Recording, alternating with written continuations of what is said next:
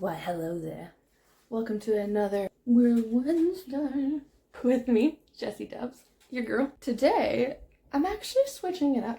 I felt like the past couple weeks have been a little bit sad, you know? I wanted to lighten it up this week. I thought I would watch another documentary on Netflix, of course. I just need to change the name to my show to Weird Documentaries on Netflix, because it's essentially what's going on here. So I found another weird documentary on Netflix, but it's not my usual style. It has Nicolas Cage hosting it. It's called The History of Swears. Something like that. I'll put it here. You need to watch this, guys. It's only a couple episodes, but it's super funny. I'm gonna do my usual thing where I do a quick summary of it for you. So fucking excited. Yeah, I got the mouth of a sailor, so this is fucking happening. The history of curse words. You guys fucking ready? Oh, heck yeah. Alright, guys. Let's get weird. Boop. The first swear word of the week is dick. You big dick. Why are you being such a dick? The word dick is unique simply because it's the only swear in the English language that comes from a name. Back in the day, Dick was a nickname for anybody with the first name Richard. I'm sure you've heard either your parents or your grandparents even say the expression for any Tom, Dick, and Harry, which essentially literally meant for anybody, any guy. You could say, hey Dick, and it would have translated to today's day and age, hey dude, or hey man. It was totally acceptable to be walking around saying, hey Dick, and your friends would have replied back very happily at the time. Because nowadays, obviously, if you were to run around saying, hey Dick, the response you would get back would probably be, hey asshole, how's it hanging, asswipe? Obviously, times have changed. Whenever you see people riding a horse and they have that stick, it's called a riding crop. In the 1860s, it actually started becoming known as a dick. But not long after this, I guess females started giggling, saying how riding crops look like penises. So, dicks. And this is where the connection's made between dick and penises. It was at this time, obviously, anybody who had the first name Richard, they did not want to be called Dick anymore. They'd rather go by Richard or Rick. And then you actually notice that name just doesn't exist anymore, right? Because it's me. No one wants to call their newborn baby a dick. So, this is why that is no longer a name in today's world. Dick died. And that was that. Another reason that dick is such a unique curse word in the human language is because, well, it's one of the only ones that has its own logo. Whether you're bored in class or your friends passed out at a party, maybe someone's car is dirty, it's the only curse word that you can draw. So this is one of the other reasons why dick is such a unique curse word. A little fun fact that I actually didn't catch on to personally, maybe you guys did. When it comes to censorship on TV, they will block out dick if you're referring to your penis, but if you're referring to dick as in that guy over there's a big dick, it's not censored. So if you were to say the sentence, my dick is a dick, it would be censored to my bleep is a dick. That's right. Censorship at its finest right there. The world we live in is so weird. The second curse word that I have for you guys is pussy. Stop being a pussy. Come here, pussy, pussy, pussy. Or the pussycat that we all know and love. You know, the land down under pussy. So in the 1500s, pussy was actually a slang for cat. But then, not long after that, it started being ironically used in poetry, other literature and stuff, because females can be cat-like, I guess, you know, like our features and everything, and we can be snuggly and affectionate like a cat. So it doesn't take long for the jump from cat to woman. It's at this point where pussy actually turns into a pet name for your wife. So instead of saying babe or hun or sugar, people were calling their wives pussy. So I had to concentrate on my eyebrows. Also, I'm totally aware that there's too much concealer happening on this. It's because, you see, I'm running low. And I had to cut it open to get whatever the hell's left in there. Okay, I know there's stuff in there. So I'm aware of all the weird shit happening in this moment with you guys. I'm with you. Don't worry. Like I was saying, when I first discovered that pussy was a term of endearment for your wife, I was a little bit shook about it at first, not gonna lie. But once I sat with it, I processed it a little bit. Correct me if I'm wrong, but I feel like I can remember as a kid, in my day and age anyway, let's just hide the whites. I remember there being, I'm not sure, maybe it was the Addams Family. I remember there being a show of the husband being like, come here, pussycat. Definitely using some kind of pussycat term. I don't know. I feel like I can remember something, guys. But also, again, this might be a little bit too old for you, but anyone else remember that song? And it's like, what's new, pussycat?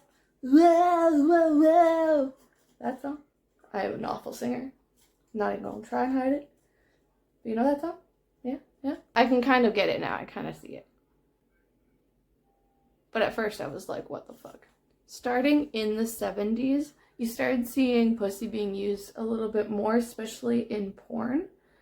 But it was the 90s where I guess there was a heavier usage of the word pussy. It was our generation that I guess was more exposed to this as more normal.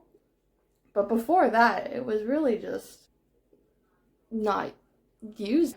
So in the 90s, you started seeing more artists like Little Kim. They started trying to reclaim the word pussy, saying like, you're gonna worship this pussy, rather than it being used as a negative thing. Because it can be, right? Like, especially towards the male gender. You want to hit a red button on a guy? If you call any guy a pussy, I bet you might hit a button. Yeah, no matter who you're dealing with. Not to give anybody ideas. Don't be running around calling people pussies. You're gonna end up fucking beat the hell up or something. The third swear word I have for all you lovely humans out there in the world is damn. Damn.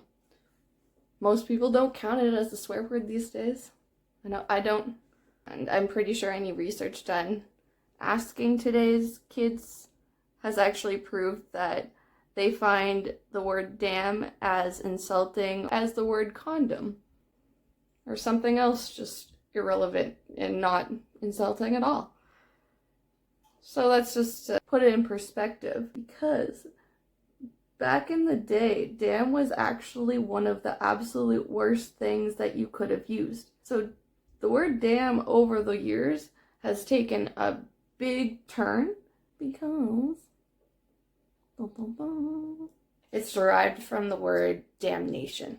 When you put it into context properly, you're essentially legitimately cursing somebody to a life of damnation.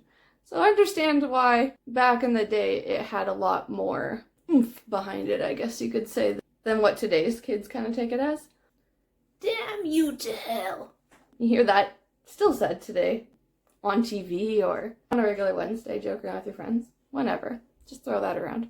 So in my opinion, the only thing that makes damn more inappropriate in today's day and age is by adding the word God in front of it, for obvious reasons. Hearing someone say damn it versus God damn it adds a lot more emphasis in front of that damn it. Takes a word that most people consider a non-curse word into a curse word. Back in the day, obviously, the censorship was a lot more extreme, especially on cuss words or on sexual content. So the way that we actually went about gaining access to the word damn in particular was a film producer who really wanted to recreate a best-selling novel that was pretty sexual. He wanted to keep a line in that was used, and it's a very, very iconic movie, so you might have even heard of it. Essentially, the guy just looks back at his woman and he says, "Frankly, my dear, I don't give a damn." And he just walks out of the house and away into the scenery. This was a scene that changed Hollywood forever because we were starting to gain access to some of our cuss words. We were able to do more sexual content on TV. So in 1939, the film producer must have either paid off the censors or fought really hard or a bit of both and gained access to this. But the word damn in general is just a non-offensive way to add emphasis to a sentence, I find. Like, my damn cat is always meowing. But today, he's doing really damn good. The next cuss for you guys is bitch. Yeah, big old bitch. Yes, bitch. Personally, this is a love-hate word for me. I love using the word bitch. I don't like the word bitch being used on me. Does this make sense? I mean, in the right context. If someone was using it in a positive way, like saying like, yes, bitch, you rock, or yes, bitch, you fucking killed it on whatever you're doing right there with your face. I love all that shit. If you're a girl, you have a lot better of a chance being my new best friend if you come up to me being like, hey, bitch, than you do if you come up to me saying, hey, hon, how's it going? Don't know why. The only exception to the guy rule is if you're a gay guy. There's a comedian that said this on the documentary. She literally wrapped it up perfectly. The only guy exception to the bitch rule is if you are a gay man, because there is nothing better in the world than a gay man calling you bitch. It's so true. Like when you have a gay guy come up to you, hey bitch, I love you. It's just instant love. That's all it is. But anyway, I feel like most of us know this one already simply because whenever you're 12 or you can't cuss in front of your parents, it's your secret ninja way of doing it and not getting in trouble about it. Be like, oh no, I'm just talking to the dog, Mom. Don't worry about it. I'm not calling you a bitch. I'm calling the dog a bitch. And then you'd still get a fucking fist upside the head, but it's fine. We all know that one. Started off as female dog. Not long after that, it made the jump from female dog to female. The comparison was because, like, when female dogs are in heat, you know, people just started getting clever with their shit and started comparing female dogs to human females. Smart ass motherfucker. So it wasn't long after this where a bitch actually became an uncontrollable woman, an opinionated woman, a woman that was too loud. She was a bitch. You still see it in today's day to a certain extent. If we're a woman with an opinion, or if you're calling somebody out, you are pretty much an instant bitch these days. To me, in this day and age, if you're getting called a bitch, especially by a man, you're probably doing something right. You're probably standing your ground or standing up for yourself. You can get mad all you want, but it's true.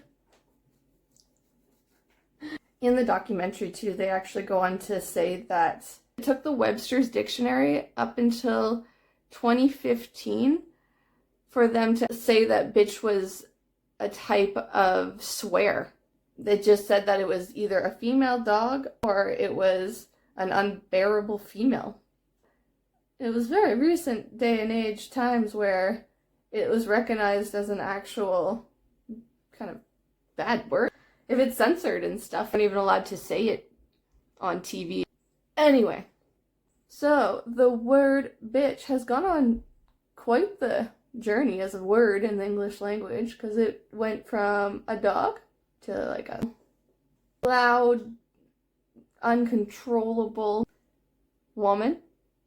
To today's day and age, people are literally just taking it back. I'm that bitch, your bitch, I'm no one's bitch. People are trying to reclaim it anyway. I feel like it's one of those words that obviously people always have the power to use it in a very kind of nasty way. But we are seeing growth from it, which is a nice thing. I'll take it. Depending on the use of the word will 100% determine if people consider it offensive or not, if that makes sense. Context is definitely important. No one likes being called a bitch, right? Whether you're a girl, guy, whoever the fuck, someone's like, wanna fight me, pussy ass bitch? Punk ass bitch. No one likes that. Whether you're a girl or guy. Fuck you, guy. So bitch, depending on how you use it today, you'll be queen or king bitch, walking around, feeling super fly, throwing your B words around. Or you're probably gonna feel like a little bitch after a bunch of bitches beat you up. Know what I mean? Depends how you use it. So be careful. So my next swear for you guys didn't actually start off as a swear word, and it's one of my personal favorites. Ah, shit. Shit, son. Shit. Oh, shit. So, back in the day, shitting was actually considered more of a communal experience. So that means you would share the bathrooms. And to make things worse, from the sketches I saw in the documentary, you're actually facing each other. Like, you know those seats on the bus where it's already awkward and you're just sitting there, like, fully clothed and not shitting? Yeah, but you're shitting. So, you know, awkward as fuck, I'm sure, back in the day. Or maybe not, because it was just considered normal. But, like, imagine making eye contact. Like, one of the comedians said that, and I was like, that's what I was thinking. Like, what would you do if you're just sitting there and you fucking lock eyes? Someone across from you, you're both taking a shit. I couldn't. There'd be no fucking way. So it wasn't considered as much of a taboo back in the day, I guess you could say. So SHIP actually stood for Ship High in Transit, aka shit. That just meant that the ships that were transiting the cargo were carrying shit. So it wasn't until the 1600s where people started shitting in private. So shit became more of a taboo, I guess you could say, thing. And this is where it actually becomes a swear word now because people are uncomfortable. Shit's just shitty. And then beyond that, over the past 50 years or so, it's actually gained more meaning. If you add the word the in front of shit, it turns the negative into a positive, right? You go from being that guy's shit to that guy's the shit. You went from being a shitty guy to, like, the guy, you know? Oh, all your shit's over in the corner. Can you go pick up the dog shit, hon? Versatile, this word. I like it. So, depending on who you're talking to in today's day and age, I don't think they really consider shit that much of a swear either, to be honest with you. We use it so much and with so many different meanings and contexts. Don't get me wrong, I wouldn't want my kids saying shit. But literally anybody else could say shit and I wouldn't really... Even my grandma, she could say shit. And I'd just be like, yeah, your cookies are the shit. I know. Thanks for rubbing it in. Can I have another one? Like, nobody fucking cares. Right. And I obviously saved the best for last. The grand poobah swear word for everybody. You already know what's coming. You've been waiting this whole time for it. I know. That's why I saved it for last. Fuck! Ah, fuck. Oh, fuck yeah. You know, I love the word fuck. It's so versatile. You could use it in every fucking sentence, every fucking where, all the fucking time. Makes everything fucking better. Fun fact, did you know that when it comes to your pain threshold, you're actually able to withstand about 50% more pain if you're swearing rather than if you're not? That means that if you're having like a baby, if you're in some unfortunate situation, and I really hope you're not, if you're in pain, swear, because it's gonna relieve some of the pain. I know, awesome. It just makes me love it even more. So from the 5th to the 13th century, fuck wasn't used in a sexual term at all. It wasn't until later where people actually turned it into a swear word. So the word fuck is actually a medieval Dutch word. It was like to hit or to strike or to beat. So if you got fucked in the head, it means you got hit in the head, which is awesome. I love that. There was a rumor going around about the origins of the word fuck. Apparently someone online had made up, stood for fornication under consent of the king. That whenever it was the medieval times, you needed consent from the king in order to have sex with your partner. This is not true. It is just an internet rumor. Made me fucking laugh though, hearing that story. And then later on, we started seeing it used in more sexual context. And then this is when it became a swear word. So a couple of fun facts about the word fuck. So in PG-13 movies, they're allowed to use the word fuck once. And then I guess the minute there's anything more than one use of the word fuck, it turns into an R rating. Someone did a tally to see which Hollywood actor has sworn the most in his career. And the answer surprised the fuck out of me. Because my brain instantly went straight to Samuel L. Jackson. You know, that motherfucker swears like a motherfucker. And we love that motherfucker for it. So I was thinking him. But the actor that has sworn the most is actually Jonah Hill. And it's because of his role on Wolf of Wall Street. So that role alone, he swore, it was over 100 times. It was like 117 or something ridiculous. The word fuck is actually the most used, so in that case, the most censored swear word on TV as well. Because it's so fucking good. I fucking love it so fucking much. The word fuck has been used in a lot of different protests, rap, or just because when you use the word fuck, people are listening. Because if you're to think about it, even if you're just walking on the street and you hear a random stranger say, "Oh, darn," you're probably like, "Oh, you stubbed your toe," or dropped your change, or something rated PG. But if you hear someone say, "Oh, fuck," you're gonna turn, you're gonna look, you're gonna be like, "What the fuck happened to you, bro? You okay? You need help? What happened? You need someone to kick your ass? I'm there. What you got?" Now, when NWA released Fuck the Police, that was a big deal. Stirred up a lot of controversy for obvious reasons.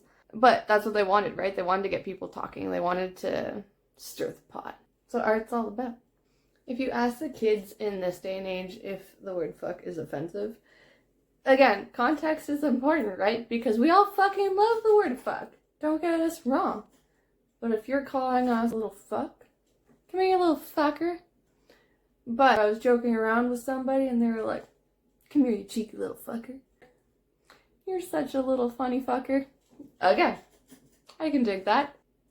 Can't be whipping around your fucks like left, right, and center depending on who you're around. Know your audience. This is why I warn you guys, because it fucking slips out of my fucking mouth all the fucking time, so. Yeah. But yeah. I'm gonna stop blabbing now. That's all the swear words that I have for you guys. And also my face is done. I just realized Mater didn't wake up the whole time. I did a weird Wednesday without my cats spazzing out. I don't know what I did. This shit is bananas. That was really awkward, I'm sorry. I hope you like the look. Let me know in the comments. I want to know. Do you like it? This is JessieDubz, and I'm signing off.